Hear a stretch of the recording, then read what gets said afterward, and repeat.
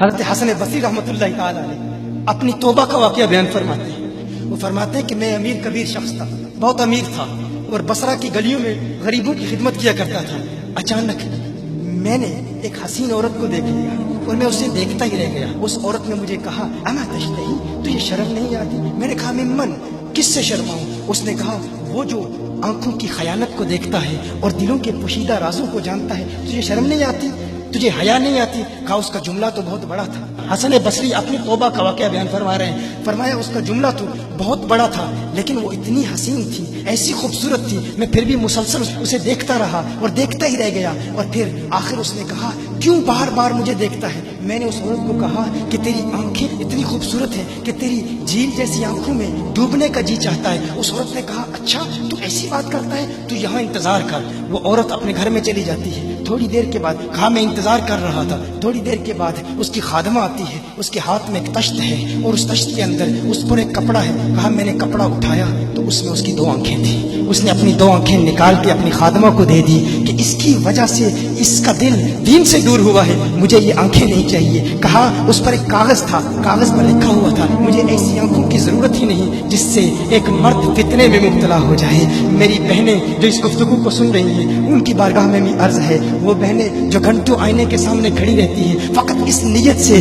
کہ اپنے بالوں کو یوں سنواریں کہ مردوں کو فتنوں میں مبتلا کریں، یا کسی دکان میں جا کر کپڑے خریدتے وقت ان کے ذہن میں فقط یہی خیال ہوتا ہے ایسے کپڑوں کا انتخاب کریں گی کہ جن سے مردوں کو فتنے میں مبتلا کریں گے۔ یہ بھی امت کی بیٹی ہے جس کی ایک ادا سے ایک شخص ولی کامل بن گیا، حسن بصری بن گیا۔ حسن بصری فرماتے ہیں جب اس کی آنکھیں دیکھی میں تحکم کھو بیٹھا، میں زارو قطار رو رہا تھا، روتے ہوئے میں گھر چلا گیا، پوری رات میں روتا رہا، پوری رات توبہ کرتا رہا، استغفار کرتا رہا۔ حسن بصری فرماتے ہیں فجر کی اذان سنی، اچانک خیال آیا اس عورت کا شکریہ تو ادا کروں کہ جس نے اپنی آنکھیں میرے لیے، میرے دین کے لیے، میرے ایمان کے لیے اور توبہ پر استقامت کی خاطر قربان کر دی۔ کہا میں اس کے گھر گیا، جو ہی اس کے گھر پہنچا تو ادھر اس کا جنازہ نکل رہا تھا، اس کی موت واقع ہو چکی تھی۔ کہا میں رات گھر آیا، میں رات سو گیا، میری آنکھ بند ہوئی، میں نے اس عورت کو خواب میں دیکھا، میں نے کہا کوئی نصیحت کر۔ اس عورت نے کہا کہ جب تنہائی میں ہو اللہ کا ذکر کرتے رہو، اور جب صبح کرو تو استغفار کرو،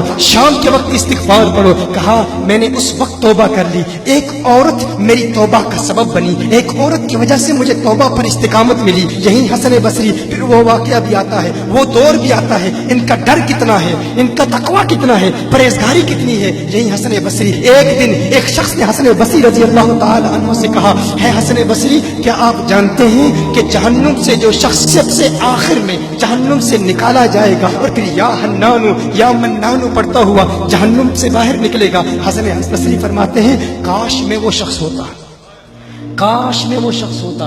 کہا گیا کہ جو جہنم سے سب سے آخر میں نکلے گا، 1000 سال جہنم میں رہے گا، یا حنانو یا منانو بڑھتا ہوا جہنم سے باہر نکلے گا۔ کہا کاش میں شخص ہوتا۔ انہوں نے کہا حضرت آپ کیا فرما رہے ہیں؟ کہ آپ جہنم میں جانا چاہتے ہیں؟ آپ تو بزرگ ہیں، اللہ کے ولی ہیں۔ کہا تم میری بات نہیں سمجھے، وہ جو جہنم سے نکالا جائے گا کم از کم نکلنے کی ضمانت تو ہے، اس سے یہ تو پتا چل رہا ہے کہ ایمان پر موت واقع ہوگی، مجھے اپنے ایمان کی ضمانت نہیں ہے۔ میں نے اس لیے کہا کہ اگر مجھے یہ ضمانت بھی مل جائے کہ میں وہ ہوں تو وہ بھی مجھے قبول ہے، کم از کم ایمان تو سلامت لے کے جاؤں۔ میں کہتا ہوں اللہ فرماتا ہے خوف نہیں ہے، ڈر نہیں ہے، پھر فرماتا ہے یہ ڈرتے بھی ہیں، یہ ڈرتے بھی ہیں، لیکن ان کے ڈر اور ہمارے ڈر میں فرق کیا ہے؟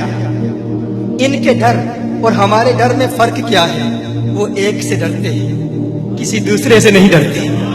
فرق کیا ہے؟ وہ ایک سے ڈرتے ہیں، ایک سے ڈرتے ہیں، کسی دوسرے سے نہیں ڈرتے۔ ہم اس ایک سے نہیں ڈرتے، اسی لیے ہر ایک سے ڈرتے ہیں۔ یہ فرق ہے، ہم اس ایک سے نہیں ڈرتے، اسی لیے ہر ایک سے ڈرتے ہیں۔